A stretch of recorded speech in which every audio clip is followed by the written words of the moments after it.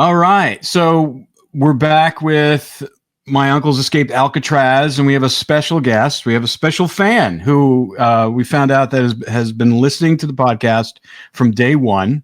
So this is 53, episode 53. So you've been listening for us for 53 hours. So we appreciate your loyal listening, and and you're from another country. So Jamie, this is Jamie Green, a fan of ours, a fan of the show. So Jamie, tell us a little bit about yourself and what made you interested in the podcast and the subject matter, and what's keeping you listening. Sure. My name's Jamie. I'm a musician and solo artist from London, UK. And I've been following the escape and the whole case now since I think probably 2017. It goes back that far. I remember watching, much like a lot of people that found their way into this whole crazy, amazing escape, is I watched the Clint Eastwood film, Escape from Alcatraz. I think I was working at a recording studio with some of my best friends at the time, and one night we just decided to put it on. And ever since, really, I was just very, very interested and captivated by the escape. And I just thought, wow, what an epic thing that they did.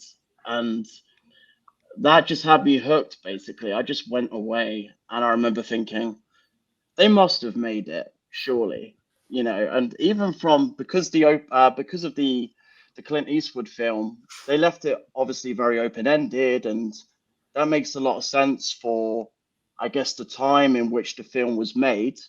I guess there wasn't so much public information out there as what we have now, and from what I've learned from listening to the podcast with you guys for the past year. But I always thought there's absolutely no way that you can be that creative and that resourceful in a prison, only to get to the shoreline and think, oh, you know what, let's just try and swim or paddle and just see what happens. I just knew that there was way more to this story, and it was very inspiring. And here we are kind of 8 years later, and I'm still researching and gathering information and listening to podcasts about the escape. Well, that's cool. Well, we agree with you. Obviously, from what we learned about, we both knew about the escape. I lived in San Francisco for a period of time. Cindy went to college up there, and so it was always, and we've been on the tour and stuff like that, and it was always been a fascinating experience. So fascinating that Hollywood wanted to make an action movie centered around breaking into Alcatraz with The Rock with Sean Connery. So it's like this lore and this epic tale of this prison island, going back to all the Al Capone was there and everything else. But yeah, we were really interested in it too. And then ironically, Ken and Mike reached out to us through another friend, and they were on another friend's podcast, Cheryl Mack McCullum. And, they were just kind of doing the tour to try to get on podcast to promote their book. And I'm like, and they sent me their book, an advanced copy, or actually literally on text. They sent me the manuscript, and I was reading it in bed, and we were reading it in bed, and I was reading it to her out loud. And I'm like, we can't just do one podcast on this. This is friggin' so deep. And these guys did such a amazing job excavating all this information. I'm like, this deserves a lot. This deserves time. And, and we thought maybe, we'll get like maybe 10 podcasts out of it. And then obviously a year later, this case is still going on. We're so knee deep into this that, we spent a lot of our own money and resources, sending people down there to try to find, evidence of them there, try to find them and evidence of there and their potential relatives. And we're continually still doing it. We're doing like, DNA stuff, and because we're just so convinced and entrenched that obviously they did make it. We believe this. But I think what you just said, Jamie, is interesting because they were so creative. The film with Clint Eastwood didn't really show who these guys were. And that was the thing for me. When I read the book, I was like, I had no idea how creative these guys were and how smart they were and how interesting they were as characters. And I think that creativity is what, like you just said, helped them escape, and no one's ever really honed in on that before this book. And I think that there's no way that they would have been the type of guys, in my opinion, to just not have a plan, just like, oh, we're just going to escape and that's it. We're going to swim.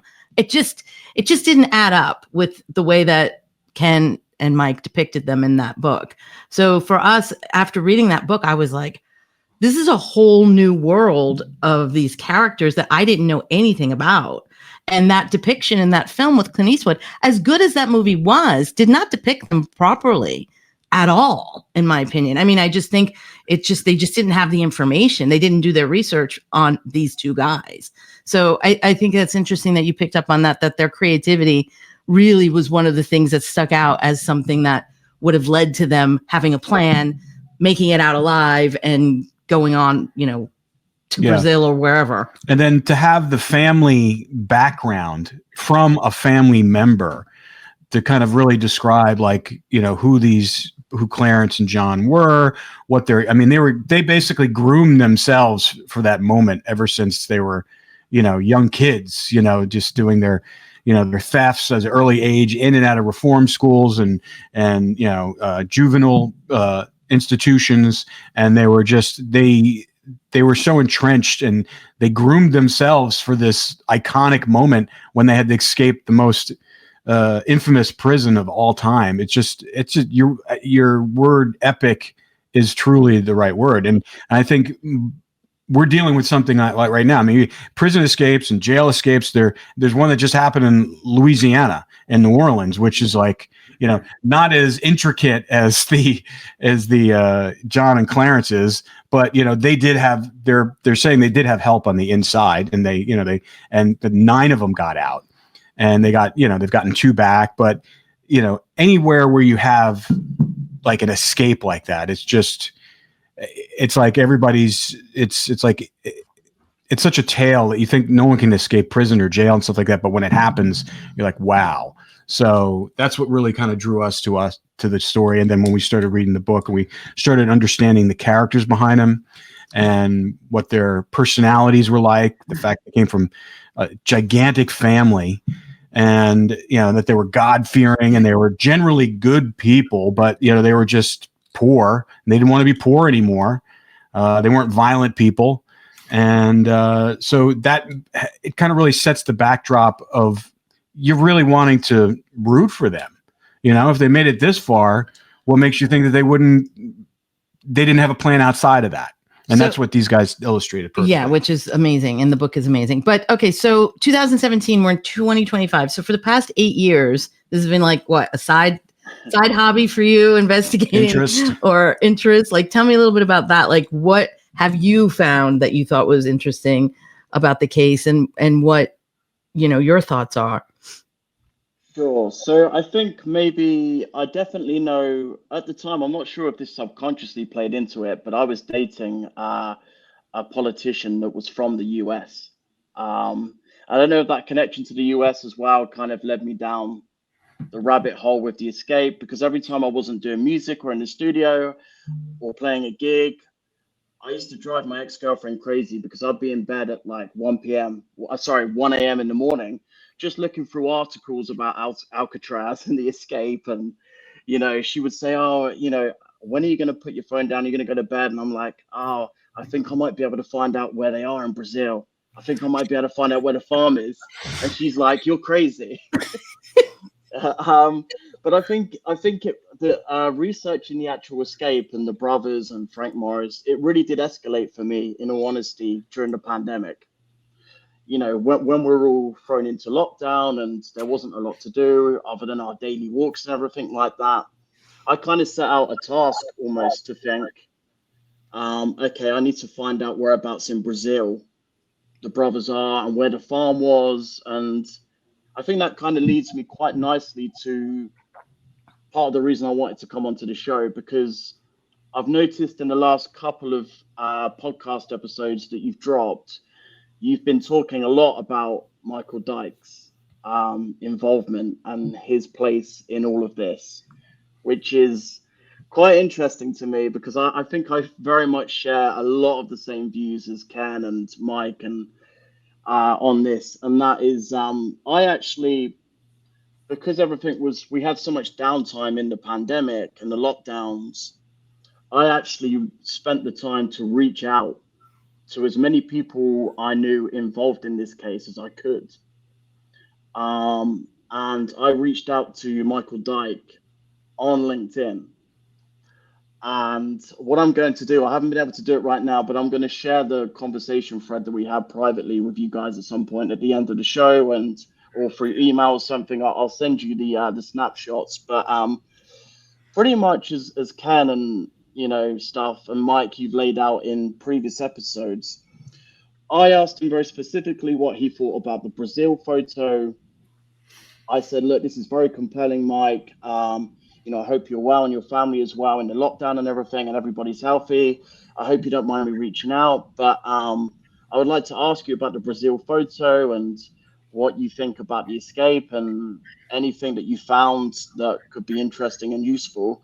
Because I said I was doing my own investigation on the case.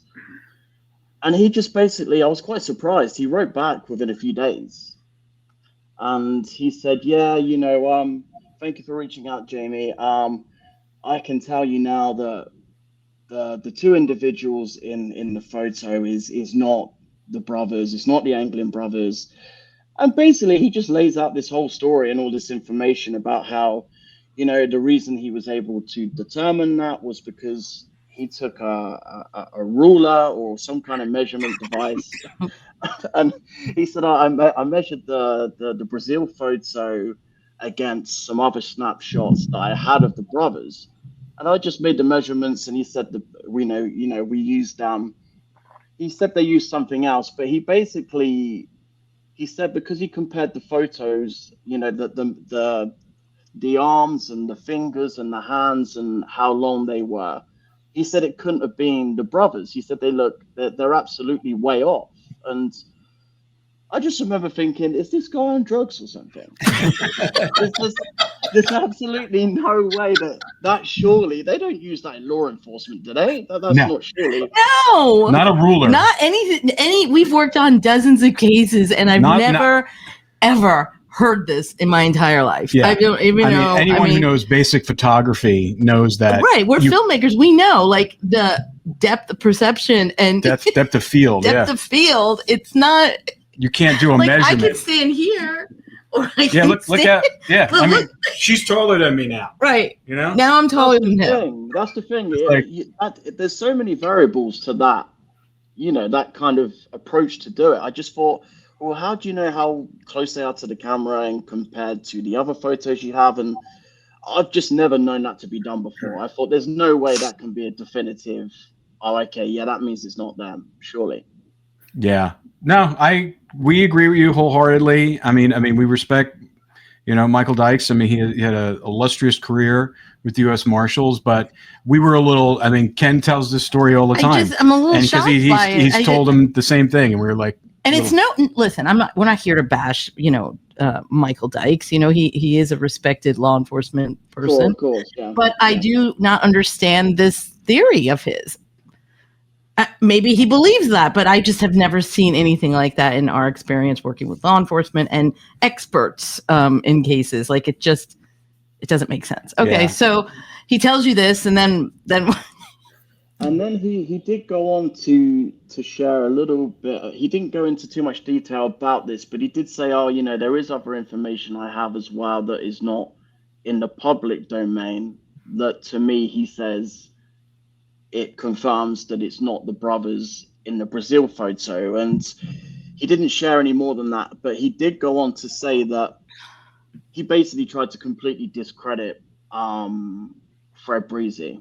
Mm. Yeah. And again, I'll show you the messages, the exact messages I have from him later in this podcast. But he said he just thought that he basically just said that Fred Breezy, it was a cash grab, and that he was just out for, there was a reward or something back in 1993 or something, and that he that's the only reason why Fred Breezy come forward, because he wanted to grab the money. And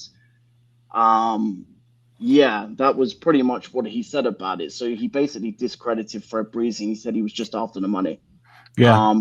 And that he was, a compulsive liar and stuff like that. And I just thought, but surely, if you look at all the circumstantial information there, and you see, Fred Breezy's connection to the brothers, and that they grew up together, and he's close with the family, clearly with the Anglin family, and why would he lie to them about that? It seems to me that would be really cruel. And from what I've heard from everything about Fred Breezy through the book that Ken and Mike wrote, and all the information I've seen about Fred Breezy, it just doesn't really.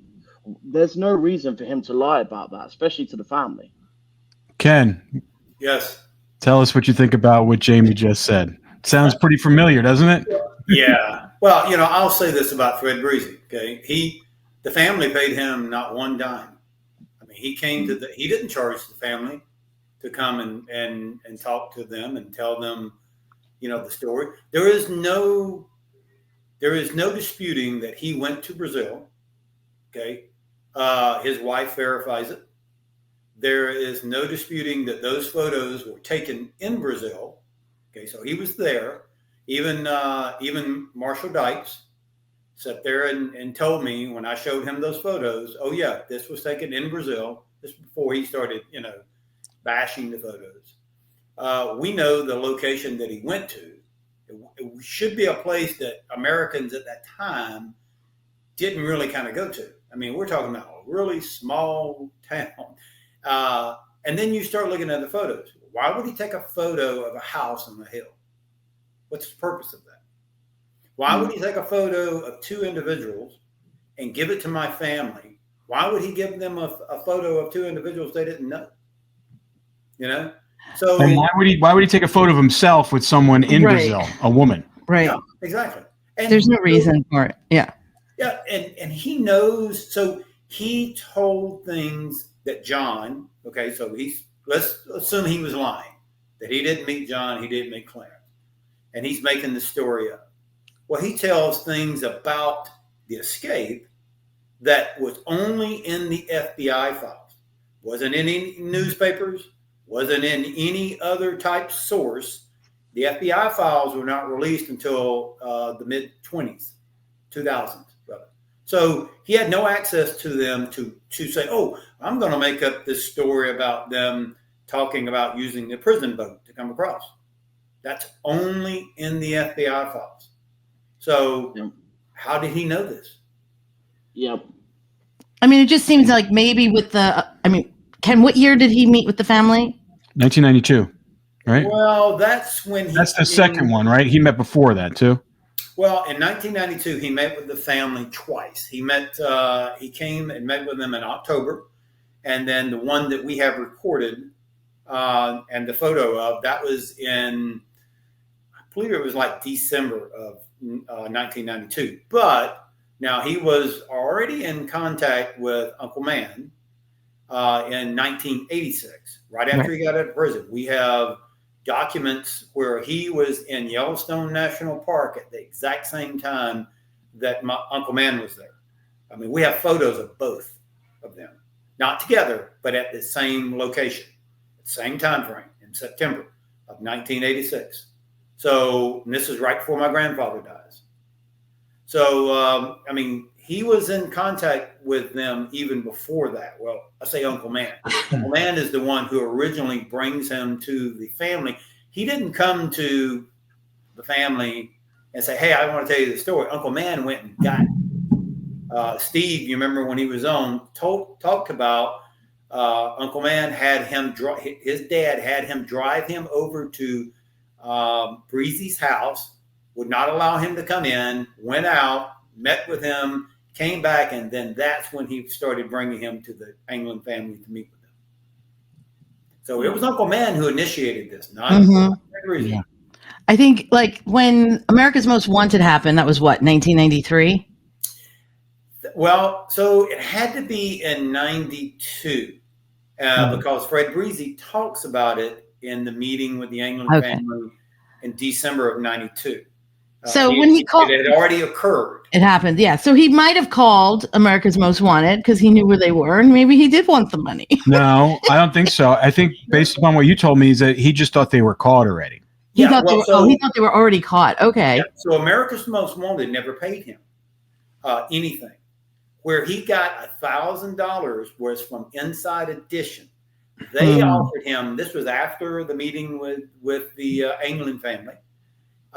Inside Edition offered him to pay him $1,000 if he would do an interview. He agreed. And even in the meeting in 92, he states this to the family. He said, I wasn't going to do it. I sent a message down to the brothers to ask them, were they okay with it? And they responded, as long as it doesn't come back on us, we don't care. So clearly he asked, could he do it? And they said, okay.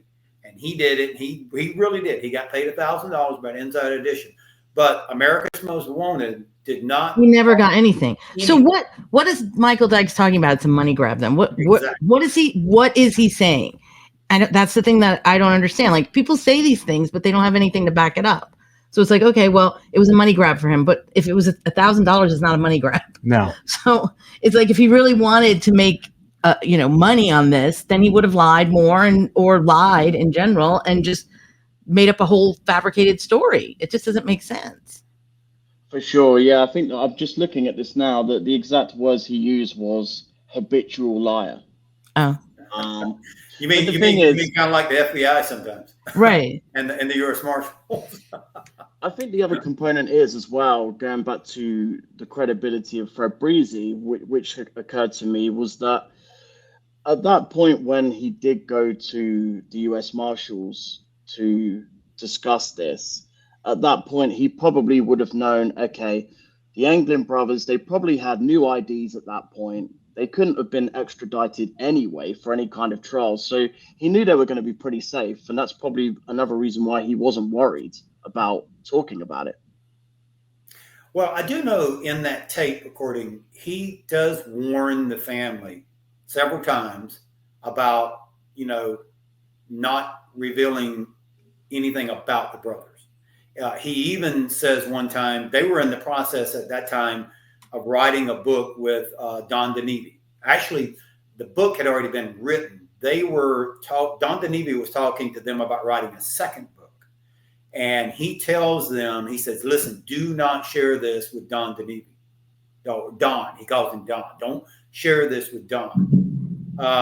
Little did we know until years later that Don DeNeve was working with U.S. Marshal Art Roderick. He was going back after meeting with the family and giving information to Art.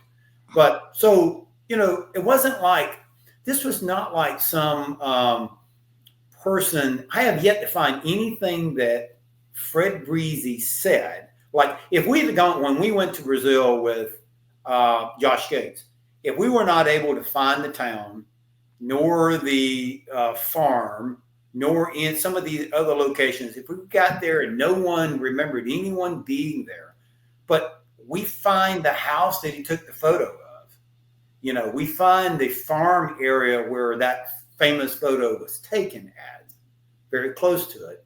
So everything that Fred said kind of started matching up, even to the point when we start learning that Mickey Cohen is the one who helped them, financed it. The fact that Fred said when they got to shore, they left their clothes on the bank. They had new clothes. They had a new ID. They had passports, and they had money in their pocket. Okay. Well, the Anglin family could not have supplied that. They were too poor. Frank Morris had no family, so he had no means to support something like that. And it backs up something that Mickey Cohen did for his girlfriend, Candy Barr. He did the exact same thing. He gave her new clothes, he gave her an ID, and he gave her money when he took her out of the country. Yep. Same MO. Mike, what do you think? What are you saying here, Jamie? Well, it's easy to just sort of have, broad stroke, oh, he's a liar, he's a criminal. Yeah, he's a criminal, and yeah, he's a liar. We're all liars. We're not habitual liars, hopefully, but we have our moments. But just to say, well, because of that, he's disreputable. You can't believe a word he says, and you can dismiss everything about his quote unquote testimony, with the family. about what happened. But then when you start looking at it point by point and scrutinizing the details, that's where those accusations start to fall apart.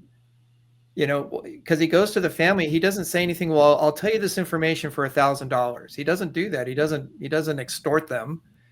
It's his uncle is the one that initiates this. It's not Fred Breezy. Fred Breezy doesn't try to use this information to sell a book or, to get interviews for money. He doesn't do those things, except that one time with Inside Edition. But they reached out to him. He didn't reach out to them. Mm-hmm.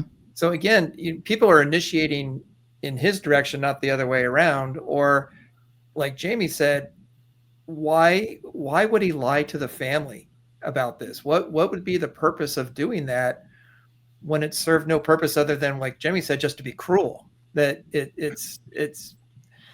just doesn't pass the smell test. No, and I think, he's not a stranger to the family. Right. That's what I was going to say. Like, he's known them. And on top of that, law enforcement, if they have information that is going to get them a conviction, if it's coming from a habitual liar, like a criminal, they'll use that person in court's testimony.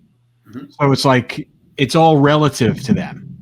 He's a liar if it doesn't work, if it works against him. But if he's a liar, but if it works for that person to close a case, they'll use that person. And also, on the flip side of it, I mean, law enforcement's allowed to lie to you legally in the United States, at least. They're allowed, when they interrogate you, they can sit there and they go, we have someone we just talked to said you killed this person. Cindy has a friend who spent 18 years of his life in prison, and he was from high school, where they lied to him and said his father told him that he killed his mother. He was 17 years old, and he was kept in there for hours and hours with no food, no water, nothing. He didn't know if he didn't know if his father was alive or dead. His mother they were found brutally attacked, and he kept him in there the police kept him in there for hours and hours interrogating him, and said, your father just called and said you did this. And he goes, my father said I did this? Did I do this? How did I do this? I was asleep. Exactly. And they arrested him, and they kept him in prison for 18 years. And we found out later that the cops were in cahoots with the business killer. Partner and the killer of his dad's business. So it's like, not saying that Marshall Dykes or Art Roderick are those people. No. I'm just saying in general, it's relative to what they actually need information for. If it works for them, they'll accept a habitual liar. If it works against them, they're going to say he's a habitual liar. Like Art's declaration goes, he's a criminal, he's a liar. They're all liars. But Art is very entertaining. Yes. I know you're listening, Art. and two, the law enforcement, U.S. Marshals, FBI, and I don't want to disparage the FBI people. Most of the FBI special agents in the field people, they're good people. They absolutely. We know a lot of them, and they are good people at the top. But most of them will say Art does it. Michael Dykes would do it. Anytime you corner them into, show, you challenge their evidence, they always come back with, well, I've got information that I can't tell you about, or I've got something that no one has ever seen. And so it's a way for them to come back and say, I know more than you, and because I know more than you and I have access to these documents that you don't have, you don't know what you're talking about. I mean, to me, the only information that would work for us that would prove is if they had information, photographs, and DNA proof that they're dead. Yeah. That they died and like shortly after the escape. I think that's the one thing that probably frustrates me the most when I've listened to Art Roderick or Michael Dykes talk about this. It's because you can just tell it's a shame in some ways, because I'm sure there's no doubt that they're really good people. Mm-hmm. I'm sure there's no doubt about that. But when I've heard them talk about the case, it seems to me that there's a lot of egos involved. Mm-hmm. And I remember Art saying in the last episode, he was saying to you guys, just remember, if you come into this case, make sure to leave your conspiracy theories at the door. But then I remember thinking, but Art, at the same time, you've got to remember to leave your ego at the door as well. Just because they haven't solved the case, it doesn't mean that they didn't escape and that the information that you've presented is not accurate. Just because they haven't managed to catch them or be able to crack the case, it doesn't mean that all the other information is just out the window. Yeah, I mean, the pause that I see in Art when we start talking about the Supreme Court Justice Earl Warren bonding out Mickey Cohen, for like 4 to 5 months, and then he comes back a month before the escape, and I ask him, I look him straight in the eye, and the look on his he actually pauses before every time I ask him that, I can read his face saying, yeah, that's never been done before. So that's highly unusual, and it hasn't been done since. Mm-mm. So it's like that's where I'm like, to me, that's like the chink in his armor for his argument. There's we can build around that, then we after that. But and like I said, he may well have. We obviously has information that we don't have. But like I said, what that is, the only thing I can think of is that they never found them, so they don't exist. Well, and it's kind of like even today with Art and Dykes, they're just like what was going on right after the escape. Why some of these FBI agents, and I say the agents, the upper level people, just dismissed so much evidence that was there in front of them early on into the case. No, that didn't happen. You didn't see a boat, Cliff Fish didn't find the raft, just dismiss all that stuff. And then you get, years and years and years later, we're giving, evidence, me and Mike, through the family, the photos, and they still dismiss it. It's like nothing has ever changed. For some reason, they do not want to follow leads in this case. I think it's ego. It's really what it comes down to. Yeah, it's either ego or there's something else surrounding that escape that they don't want people to know. That's true too. I mean, it could be connected to something else that is not public, or they don't want anyone to know about. I mean, and then putting on my conspiracy hat for just 1 second, we talked about this. We talked about the farm in Mexico, that candy bar saw Lee Harvey Oswald. That candy bar was also connected to Jack Ruby. I mean, there's a whole other thing here that you can kind of really spiral out of control.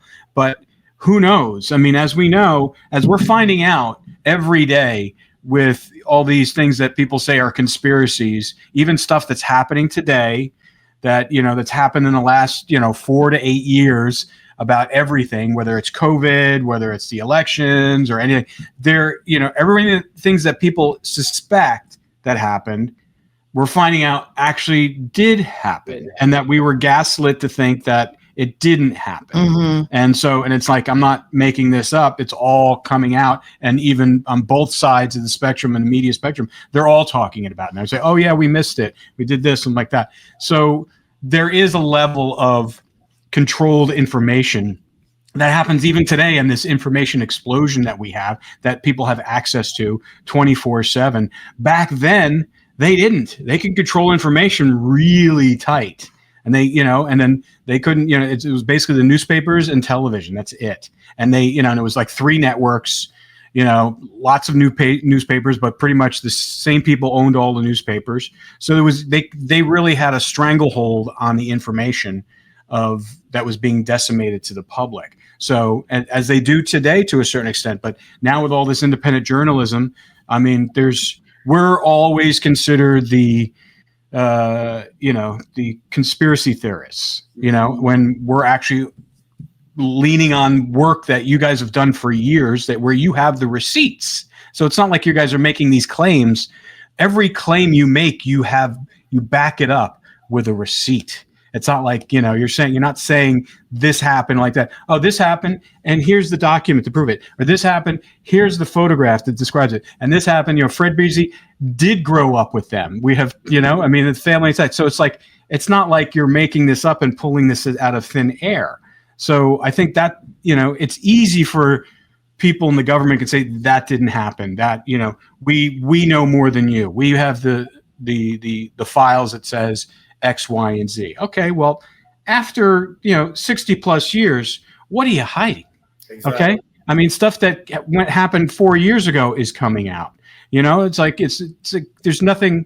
There's nothing really to hide anymore. There's no stakes. There's no end game. The only end game is like, hey, listen, let's just kind of communally just agree that this happened, and these guys found out the information, and they found proof. I mean, there's no skin off your back for acknowledging that they made it, and they lived out their lives, and they're not alive now. We're pretty certain that they're not alive now. Okay. I mean, there's only one person alive in that lineage, and that's your mom. I mean, and so there's nothing at stake here. And that's why it baffles me that when Art is just like very, he says he's still very much involved in the U.S. Marshals, and he says that it's going to come out. It's going to come out. And I go, well, what are you waiting for at this point? Yeah, exactly. I mean, what are we waiting for? Are you waiting? Is this going to be inscribed on people's tombstones? I really knew what happened. I have, it's like. Can you just imagine today, though, with the escape that just recently occurred, 10 individuals, Yeah. Can you imagine that if an off-duty police officer had been standing out, across the street, and he witnessed a car out, just waiting out there, and then speed off, and then him contacting the FBI the next morning going, hey, I think that car might have been involved in the escape. They would be all over it. They'd be like, oh, yeah, this is a great lead, But when Officer Chechi does this, they try to make him out to be a liar. Yeah. And you're not going, this guy is giving you credible information. This is the very next morning. You have enough time that the boat's probably not moved anywhere, wherever it went to. They didn't even take the time to go look for the boat. Well, that's not until he did the interview with the Oakland Tribune a week later. Exactly. Then they grudgingly started looking around the bay for the boat. So he had, like you were saying, Rob, about, the FBI was the primary source of information. They were semi-burying the information. They were not acting on it. This is actionable intelligence. Forget it. And when Chechi realizes what they're doing, that they're going to bury this thing, he goes to an outside source, and it forces the FBI to act. And that's what happens. Now, of course, they don't find the boat, but he had to go elsewhere to get them to do something. Yeah. And correct me if I'm wrong. Didn't he get in trouble from the San Francisco Police Department for doing that? I don't think he got it. No, he didn't get in trouble, but he did get harassed by his coworkers because I knew he got some blowback. I knew he got blowback. Knowledge, and he mentioned one time he opened his locker, and they used to put pictures of boats in there with sayings like, "Is this the boat that you saw?" So everybody was kind of making fun of it. Got it. But what's amazing is if he had not gone to the newspaper, nobody would have known this story. It would not be out there today. It's not in the FBI files anywhere. It would have been buried forever, and no one would have ever known about that boat. Yeah, his name isn't even in the report at all. No. Wow. But Art acknowledges it. Yeah. Well, Art says a lot of things. No, but he acknowledges it. He acknowledges that his story. Yeah. So that. So it's like it's two sides of the story. All right. So, Jamie, that's interesting that you reached out to Michael Dykes. I like that. Anything else? I like when you take initiative like that when you're interested in it. So what happened after that? That was kind of the end of the conversation with Michael Dyke. However, around that time during the pandemic, I was actually really excited to talk to all of you about this today, because I don't know if Rob and Cindy, I know obviously Ken was featured on this, and Mike, you said that you had seen the Mission Declassified documentary episode with Christoph Putzel. I watched that over the pandemic, and to me, for a while, I was almost convinced that the location that he found in Tabate is a possible location for where the Anglin brothers would have set up camp, because I rewatched that the other day, and if you look at the location that Christoph Putzel found, and it discusses how it was the farm of the Americans, and even people in the community and the people that spoke on that particular documentary episode, they all talk about how it's almost unheard of that you would have found two Americans living in that part of Brazil in that time period back in the 70s. It's almost unheard of, to the point that they were actually called the farm of the the farm of the Americans. Mm-hmm. And I rewatched that the other day because I wanted to ask you, Ken, about this, because I know in a previous podcast episode you've said that you thought the background in the Brazil photo of the Anglin brothers, for a while you thought it was a river, and then you did say recently, oh, you and Mike had changed your mind, and that, oh, actually you can confirm that it was actually a road that's in the background. Yeah, when we were in Brazil with Josh Gates, he was looking at that photo, and so was a guide that we had. His name was Caio. He was from Brazil, and he told us. I never really kind of thought about it, because for the longest time I thought it was a river, because it looked like a bank on the other side of what would have been the water. It's hard to tell. He told me that there was a major highway. We actually drove on it to get to that area from where we were at. But it's a major kind of highway that stretches from Rio to São Paulo. And he said that was the road that was being constructed, and that he was pretty sure that they were standing on their part of their farm, which if this is the location of the farm, which we believe it is, comes right up next to that road. So it is very possible that was the road that we were looking at. Now, when Christoph went, I wasn't sure. I was very intrigued that he found a place called the Farm of the Americans, and people remember Americans being there. I didn't think it was legit at first, because I was still thinking that was a river, But now I would definitely, when we go back down there, I would not dismiss it altogether, because it was very close to this farm. It wasn't where we thought it was, but I would definitely be open to investigating it more. Yeah, I remember when it came out, I reached out to Ken. I said, because at this time, Ken hadn't even told me yet about Monteiro Lobato. He told me a lot of things about Brazil, but he was still holding back specific information. That came later for me. And I said, so Ken, did he find them? Is he looking in the right location? He says, well, he got it close, but it's not the exact location. And I said, okay, well, that's interesting. But as I've thought about it since then, it would make sense to me that, John and Clarence and Frank Morris were very careful people, obviously. One of the things that Whitey Bulger said before the escape, and he talked about it after the escape, was you have to cut off all ties with the family. You got to lay low.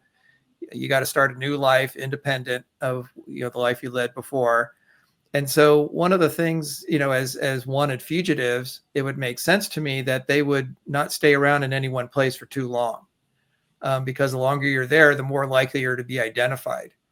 And the Alcatraz case, obviously it did die down after the escape, but it never went away. There was always, in the FBI report over a period of years, the FBI keeps going back to Brazil to look for them. We have the records of them searching and not finding them, because they would get a tip, they would get a sighting, and they would go send an agent to check it out. So it would make sense that they would be there at different places at different times. So it is possible Monteiro Lobato was one place and Tabate was another place that they were there for a time, and then they moved on to somewhere else. So that makes perfect sense to me.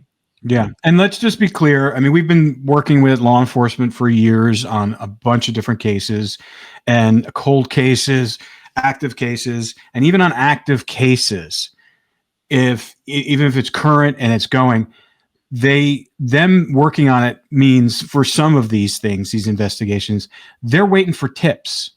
So they're like maybe going through old tips and information like that, but they're waiting for actionable tips. So it's not like how we've been doing the investigation, how you guys have done it was like when you were writing the book, like you were actively looking at all this stuff over and over and analyzing it and looking at and piecing together these puzzles.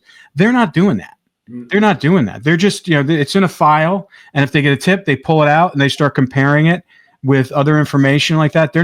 It's not their primary focus day to day. it's this for the past, well, for us for the past year, and for you guys Ken, it's been like almost like, over a decade now. Yes. And, for Mike, it's been short, since you guys have been writing the book. So it's like, you got like at least 5-6 years in. Yep. So, this has been like your daily quest. This has been your daily thing where you do. Obviously you're living your lives otherwise, but as far as information and investigating, and now with this podcast, like I tell everybody, I go, we talk probably at least 3 or 4 times a week via text about information on this, in addition to the podcast. And so it's like, and that's been for, the entire year. Yeah. 52 weeks, so it's like, I don't think Art right now is investigating this. He may have some additional information, but it's in a file somewhere. We have, I don't know how many, we have the files, and we have the talking about them actually going down there, and when they said they didn't go down there. So it's like, why did you say you didn't go down there when there's a file that literally said you went down there? And it's like, and they says, Art was telling us, he goes, well, we have them on Interpol, if their prints show up, if they do anything wrong, we have them on a red notice. I'm not a mastermind or a career criminal, but you can alter your fingerprints, you can get rid of your fingerprints. And so it's like, and they would have to be caught for something, number one. And number two, they're obviously had they had aliases when they were kids. Right. You don't think they're going to have, they learned how to do that at a very young, you don't think they're not going to have aliases and paperwork that kind of really hide their identities, and them being down there so long, and they were successful farmers. All it does is, that country's built on bribes. You can get the federal documentation, IDs very easily if you bribe the right person. So it's not like, and you can do that here in the US. So, and something like Brazil, which is kind of most of these countries that you can bribe an official very easily. And back during that time frame, those little small towns in Brazil, they didn't have law. There was no law enforcement. And so, even if they did something that was illegal, and, who's going to catch them? That was one of the reasons why a lot of people went to Brazil, was because there was no law. The only law was in these major cities. And we know they were not in the major cities. Well, and Fred Breezy talks about that in the tape, or the recording, that where they were staying, it was very rural, and outside the cities, it was kind of the Wild West kind of flavor of, you just set up a town, you just sort of ran the town as you saw it, and you took care of matters, yourself, and you didn't rely on outside authorities to do that. And the person that met John, Clarence, and Frank in the early 70s, he was the kind of the sheriff that the town sort of collectively hired to be the law for them. He wasn't a lawman, but they said, you'll be our protector. And he was, and he investigated, make sure these guys weren't trouble. And, they paid him to give supplies for several months until they left. So, and then Fred Breezy corroborates that. He talks about how the town was very rural, and there was no real authority there. Yeah. And like, we've been doing a lot of small town murder investigations in these small towns and all over the country. But in those small towns, it's their own little feudal system. It's like you think that bribery and scandal, they cover stuff up all the time, because everybody is like, it's the good old boy network, and everybody's related to the DA and the sheriff, and the sheriff, in this one case, we got a corrupt sheriff that was in there for 16 years who could barely write. He had he was illiterate. And he spent in command there for 16 years, and was able to run an illegal drug ring through his son, through his house for that long, using his patrol car to transport drugs. And everyone kind of turned a blind eye.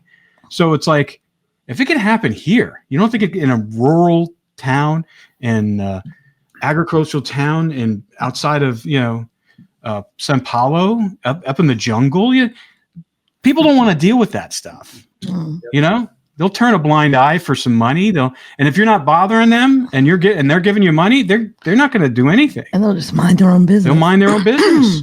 So they couldn't have went to more perfect place Mhm. to Well, hide out.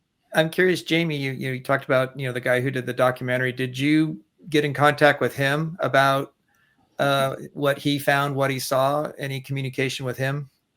Yes, it was one of the first things I did once I watched the documentary.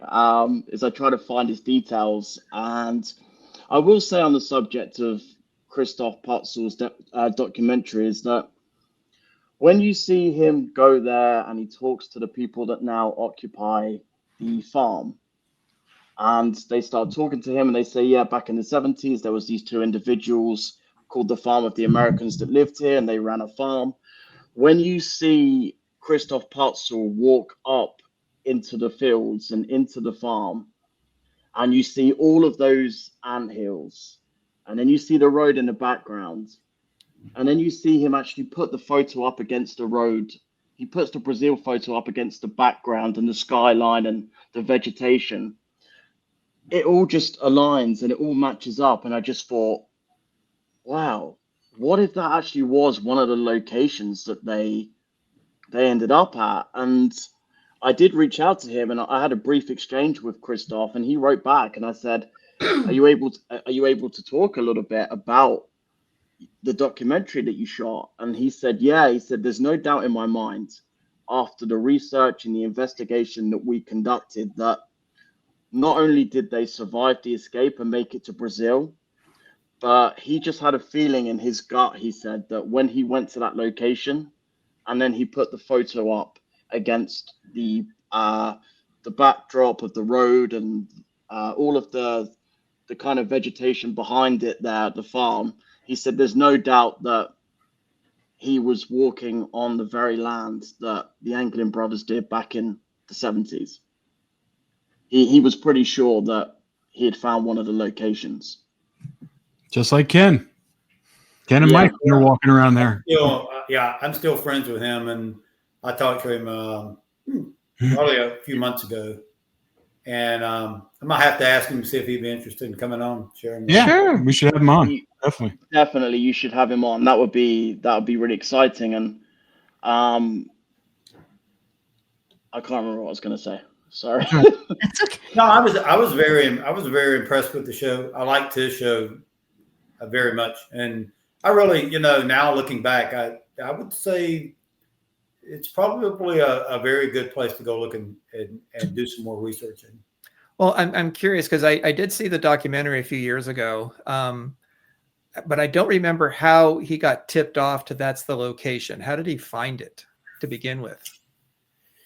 If I remember right, I think even Art. Now, when the Fred Breezy information first kind of came out, I was still looking with Google Maps trying to figure out where it was located at, even with the information that that Fred had given.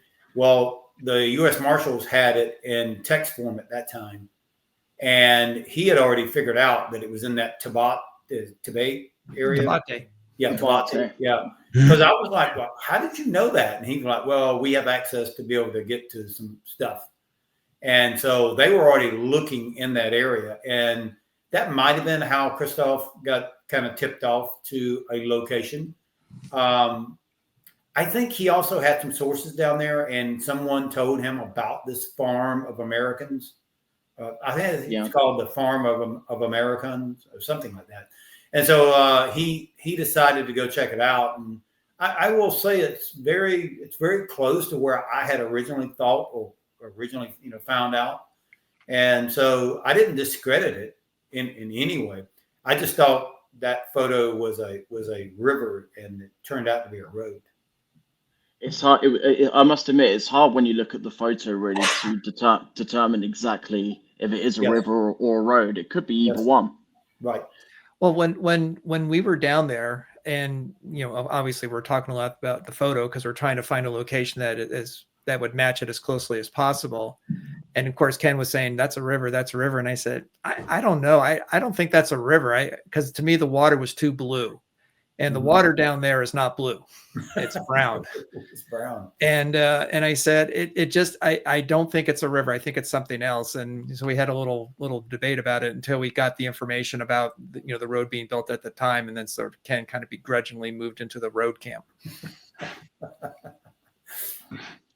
Lots to talk about. It's great. Jim, do you have anything else you want to share with us? It was just those two things mainly. Great information. Thank you. Yeah. So both of those exchanges with both Michael Dyke and Christoph Putzel, that happened over the pandemic. And I haven't spoke to either of them since, but I just found the information very interesting, especially the Christoph Putzel stuff. And I've wanted to speak to you, Ken, and Mike about this for a while to see what you thought, because as you say, Mike, it does seem very, very likely and plausible that because of how careful they were and because they had escaped and everything like that, and they were trying to be very much under the radar, that they would have moved to a few different locations. And I guess the only thing I'd like to say, just from listening to the show, is where are you guys at? If you can share anything, where are you at with this connection where you think John might have lived? And you said you found the house and everything in a gated community. Has there been any developments with that? I'll let Ken answer that. When the second photograph was originally sent, I could, again, just like I kind of say in the first photo, I wanted it to be him. I wanted it to be them, but as a relative, I know I've got to be objective, and I really needed someone else, a scientific type, to look at it. And Michael Street looked at the second photo. He found even more, markers of it being John than even the first photo. So that really then was like, okay, you're sparking my interest now. And now that I've been in contact a lot with the individual who sent it, and they're trying to get more photos, and they're sharing things that kind of make sense, kind of doesn't, but we do know where the house, he, told us where the address of the house is. It is in a gated community. We do know that the individual is dead. We have their death certificate. And so we're really hoping that when we go down, the house has not been lived in since this individual and his wife passed away. 9 years, 10 years. Yeah. So we're really hoping that we can go into the house, get access to it, because one, I would be a relative. And if we can get into this house, there's going to be hopefully other photos. There's going to be DNA, fingerprints. So this will really be good, since no one's disturbed that house since they passed away. Yeah, that's been the most exciting information we've gotten recently, and the fact that it's not like it's coming from thin air. It's coming from boots on the ground. It's coming from someone who doesn't speak English. So it's like they're the fact that they've lived there, they actually had interaction with this person. So it's not like, here, I found this photo. I don't know who this is. Kind of looks like him. He goes, no, I knew this person. Actually he said he worked with him. Correct, Ken? Yeah. So it's and he gives character description saying that, he didn't really talk about his past. He didn't he was very, he kind of describes what John's personality's like, the same way that Whitey Bulger described him, as very being to himself and very, to not giving up any information, all that kind. So the data points link up. It's just whether or not, I wish we could go to tomorrow. It's like I literally wish we can blink and be there tomorrow, because it's like I said, it could be a treasure trove. It could be the smoking gun, or it could be someone who's just a doppelganger, who just look like him. But he did share another photo with us, which is more kind of like a full frame 3/4 shot from like the waist up of him standing in front of the house, and he's wearing a baseball hat. And it's still, even from that angle, it's remarkable, the likeness. Right. It actually looks a lot like Uncle Man because he's an older gentleman, Yes. much Really does. much heavier than he is in the other photo we have. And I thought, wow, he resembles Uncle Man very strongly, which would make sense being brothers. You know, they would look like each other. Yeah. Well- I'll also say this, that, you know, Rob and Cindy are currently pursuing opportunities for us to go down there. We're sort of waiting on some things to happen that are hopefully very close. It's been a long wait for certain things to transpire. We can't go into details, of course, but as soon as we get this information and we get the thumbs up, then the chances of us going down there relatively soon is about 100%. Yep. So we're just waiting on a few things to line up. That should be very, very soon. Yep. Yeah. And that'll be the first thing we do. Yeah. Yes. Secure that location. Yeah. Sure. But anyway, Jamie, we really appreciate you coming on the podcast. Your interest and your own investigation. It's great. We love it. We love the fact that, you know, unfortunately, it was one of the good things that came out of COVID for you, that you got to dive deep into this. We appreciate you coming on and sharing. And obviously, if you find anything else in your endeavors and while you're poking around, I mean, don't hesitate to contact us. This is an open investigation, and we really appreciate you coming on and sharing your story with us. Well, as Art says, stand by. Stand by. Stand by. Something's coming. Something's coming. But yeah, absolutely. Thank you for having me on the show today. It's been very exciting. It's been very, very fun to do this, and I look forward to hearing more about what happens down in Brazil with this gated community and everything else. And good luck with the show. Thank you. Thank you. Thank you. Thanks, All right. Jamie. Hold on.